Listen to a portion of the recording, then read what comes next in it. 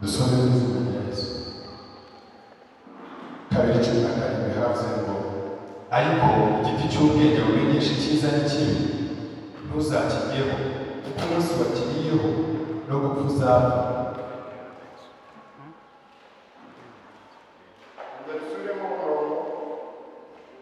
Ariko igiti cy'ubwenge bumenyesha icyiza n'ikibi ntuzakiryeho, kuko umunsi wakiriyeho no gupfa uzapfa.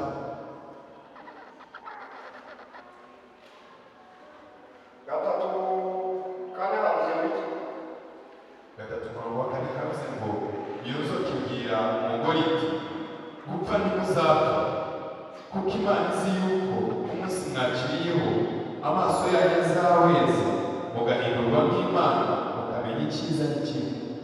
Dusubire muri abo gice cya kabiri cumi na kabiri.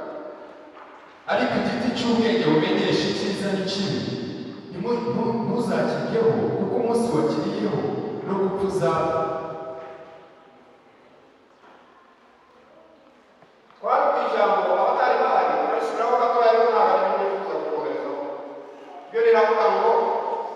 Imana izi yuko Satani azi yuko wowe uzi niryo jambo twavuze ku cyumweru. Abatarabaye natwe mu materaniro ni wowe wari umutwe w'ijambo. Twaravuze ngo Imana izi yuko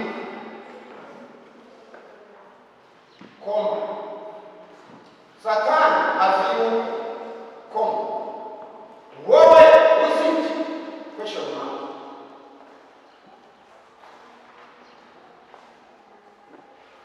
Turasubiramo gatoya kandi ariko abari barimo bamubwira neza kugira ngo mufate uwo mwuka tugendane namwe ijambo n'umuntu niryo jambo twizeho ku cyumweru. Twaravuze ngo Imana izi yuko koma, Satani azi yuko wowe uzi.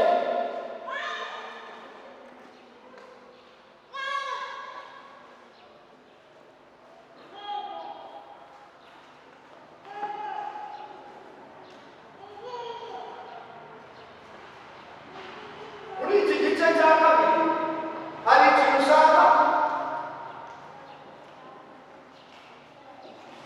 ikintu bita kuturarifa.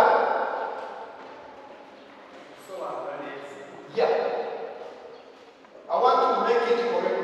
Hano ku gice cya kabiri ku murongo wa cumi na karindwi hari akantu ushaka kuvuga.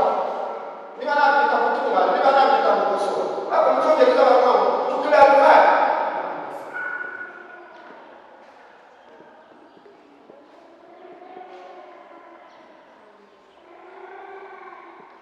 Wano Katonda alinda yoera n'omuntu. Ahangaha hari umuntu Imana irimo kuvugana nawe. Omuntu Nibura niyo yabaho. no. Kuri uyu murongo uyu twasoma, Kuri uyu murongo ye uyu wa cumi na kane, Imana irasa naho ivugana n'umuntu umwe atari babiri. Katonda ntabwo agira one person, not two. Imana iramutegeka. One. Umuntu. Kati wano Ariko hano Sitani. Satani Chapter 3 verse 4. Sitani arongera n'abantu babashuka mu Mungu. 3:4 Satani aravugana n'abantu barenze umwe.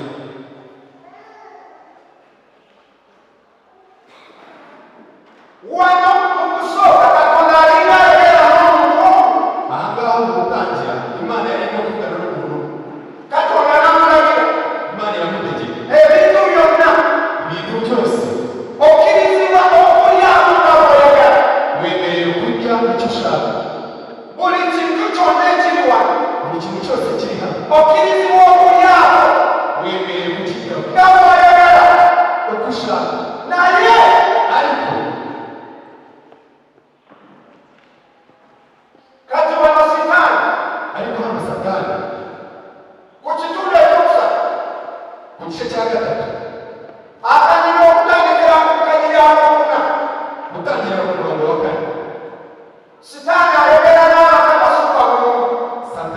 aravugana n'abantu barenze uriya wawe vuga vuga.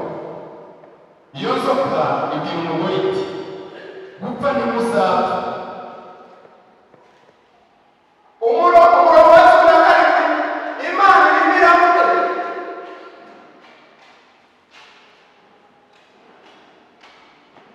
Imana yategekaga ninde? Imana yategekaga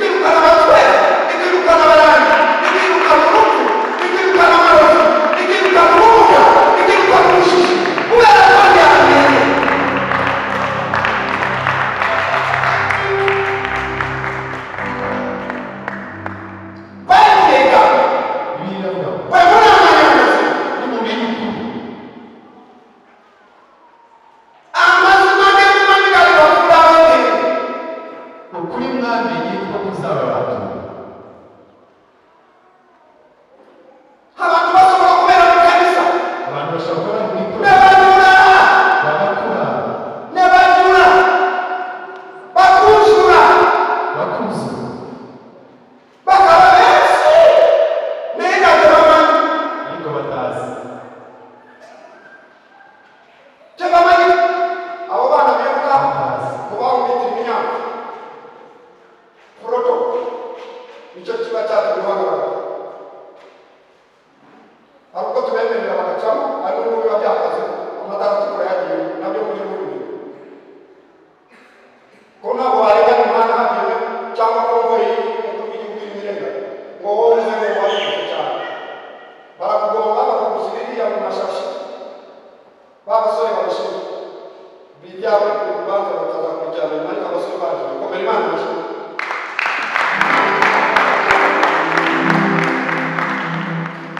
mujye mumenya rero n'igihumbi hari igihe bashaka abana bagenda musezero nta kibazo ariko hari n'igihe amatara atukura banyuze sesi y'umwuka inyubako buri munsi ntabwo dushaka abana bagenda nyuma dukomere imana amashyi cyo kirarangira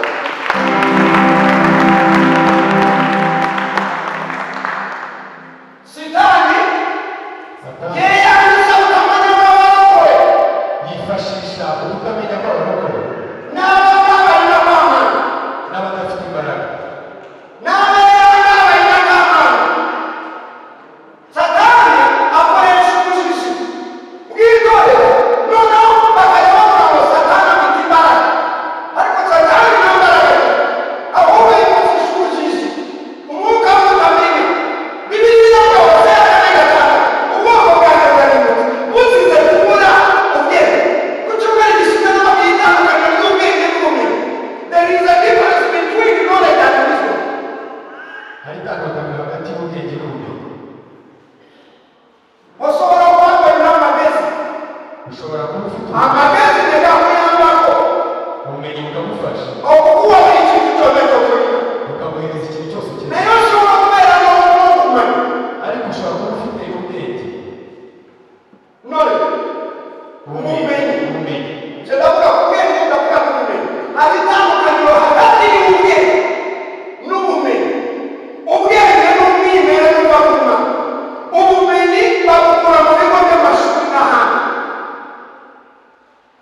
ushobora kwiga kubaza ariko ntibyavuze ngo ufite ubwenge ushobora kwiga kurasa ku rugamba ariko ntibivuze ngo ufite ubwenge ushobora kwiga guteka hoteli ariko ntibivuze ngo ufite ubwenge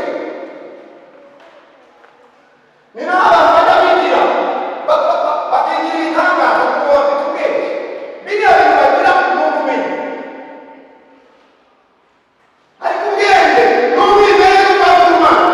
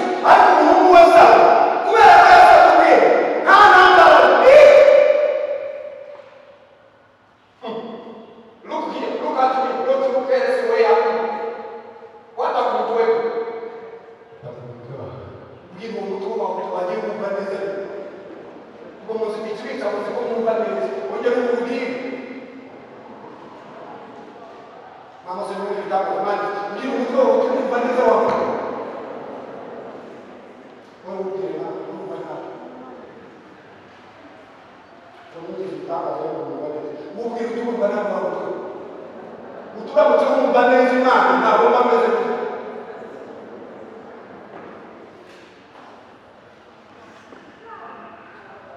ntabwo mba mbayeho gutya simba ndi kuri uru rwego simba nsa gutya simba ntekereza gutya simba mbayeho gutya kubera ko hari umuntu ntekereza nyine ubwo mwigize ibitangaza ngo mutekereza neza n'umuntu yababwira ngo bwira umutwe wawe ukajya wabasubiza ni muri ubwenge se ngo mwabubatse amazu ngo mufite iki komera Imana amashyi ese umuntu wari uzi ko naje gukina wacu nabwo yakinira nta kibazo kimubwira kigali tuba tugira tubabwira ngo uzajya niba hajya muri mugabane w'Imana basangira inama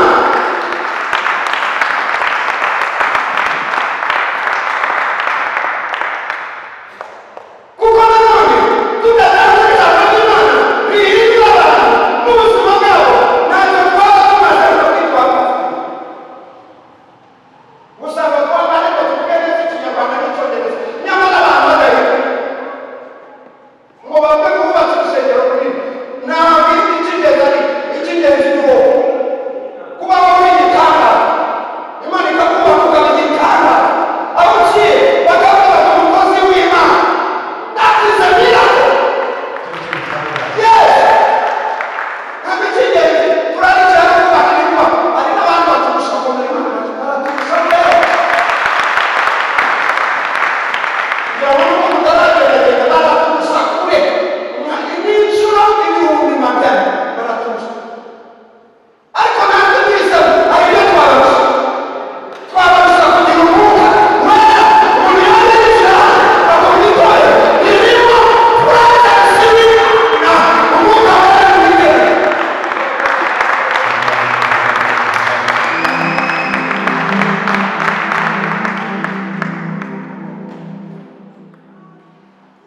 iki iyo ushaka kuba umuhanga mu Mana wigira umuswa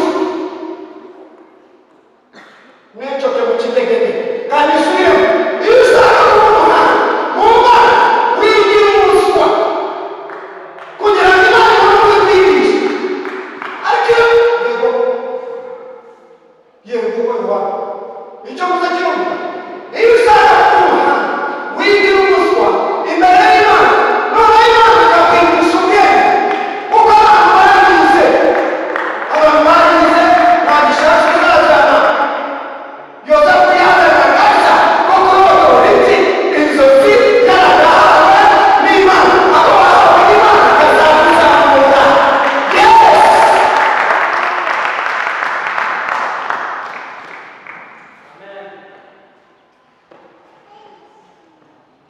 Egypt was more civilized than any country now. Ndoze cyo gutuma nimwe n'abasoma. Don't you know that? cyo mukiza neza Egypt bisi was more civilized country cyari igihugu giteye imbere cyane since the beginning. no kuva mu itangira Joseph was a slave, Yosefu yari umuyoburayi was a slave. yari umucakara Joseph was a slave. Yosefu yari umucakara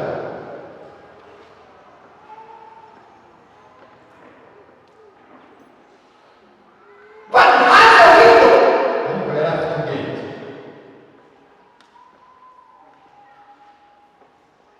He had wisdom. yari afite ubwenge He had wisdom. yari afite ubwenge He had a vision. yari afite ubwenge Wisdom and vision from God. yari afite ubwenge n'iyerekwa kuva ku Mana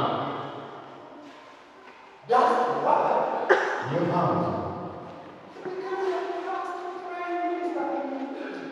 niyo mpamvu yabaye minisitiri w'intebe muri Misiri Obubwira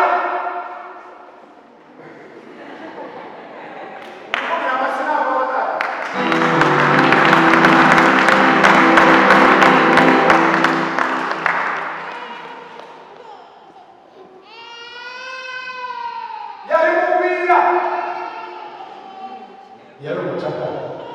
umunyamahanga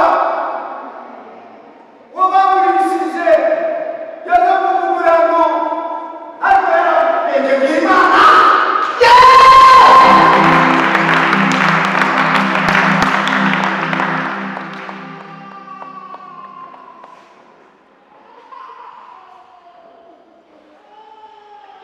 Kabaka Sulaimani ndiye abana baba yako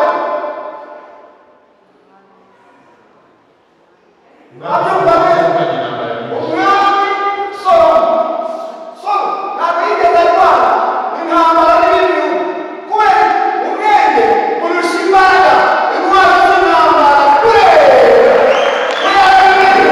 nta mpamvu yo kurwana kakoresha ubwenge bwawe uzabayobora baramutinya bose ibihugu byose mu mukiki byatumye atabamutinya kubera ko azi kurwana ahubwo bamutinyira ubwenge bwe. Nongera umuhobere amashyi ya Paul Kagame.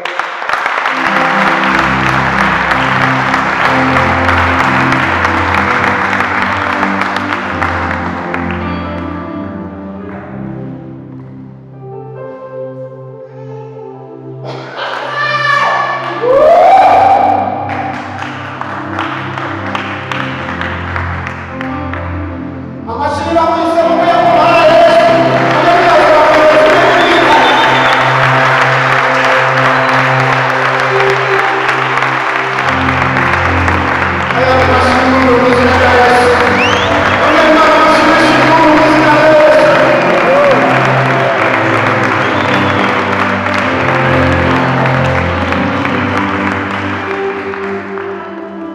Reka mbabwire umunyamwuga w'iyi mugabo usanga umuntu yasanze abagore benshi ariko buriya harimo n'ubwenge bw'Imana y'Imana bwo kwirinda inama.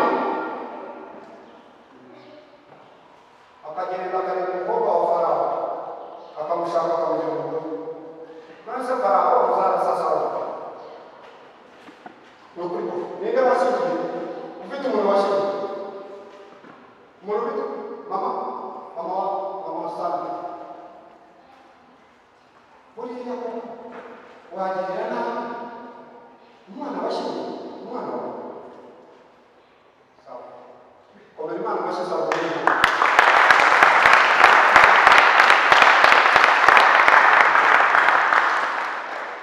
Ninde wagirira nabi umugore mama baba bari kurukanira amanene harimo iki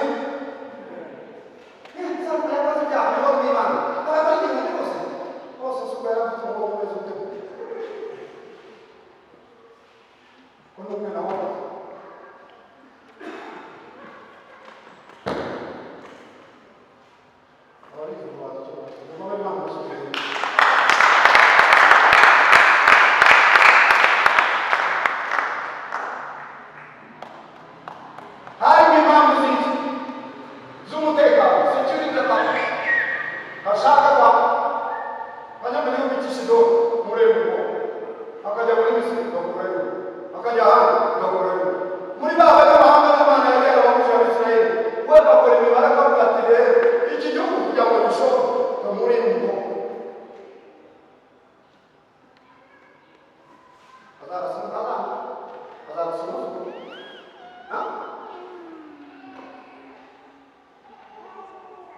azarasuka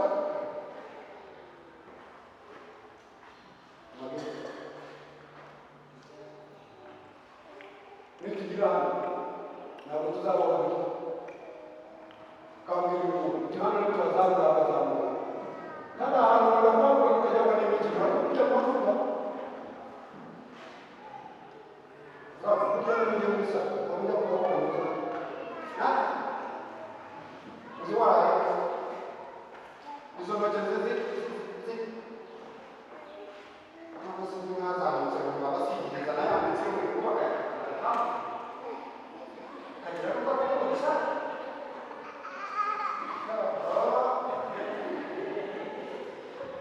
ubwo mwabwiye komera Imana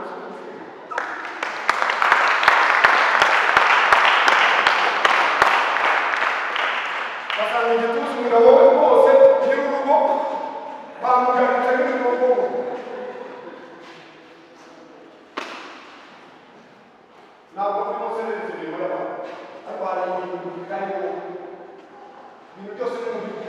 nyonga bizabakura barangiza bakananeza n'umurongo utukura imitsi bakayikana yafashijwe impamvu neza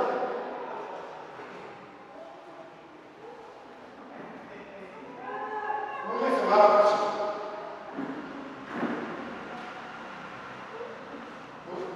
umukobwa yakujejwe imitsi arimo arayigira rero ntabwo barangije kuri wowe ariko mbona umukobwa ari kuri wowe ese biba imitsi kandi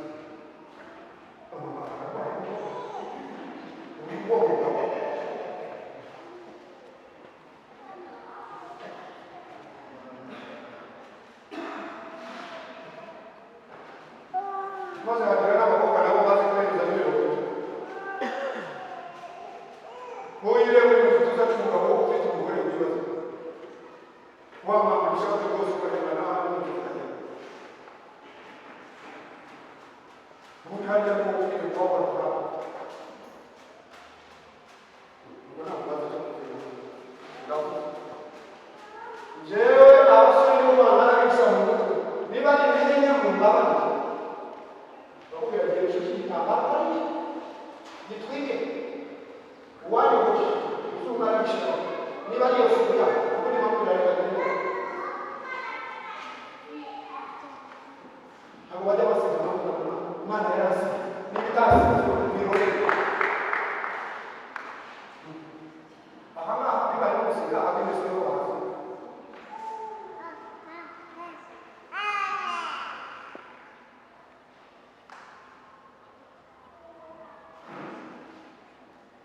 Quindi non c'è un tutto da giù. Ma questo è un buon progetto.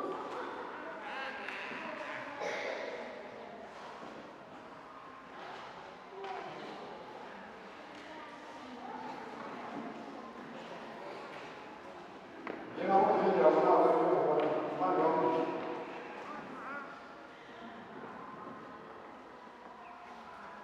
allora vediamo che ci sono da mirare poi.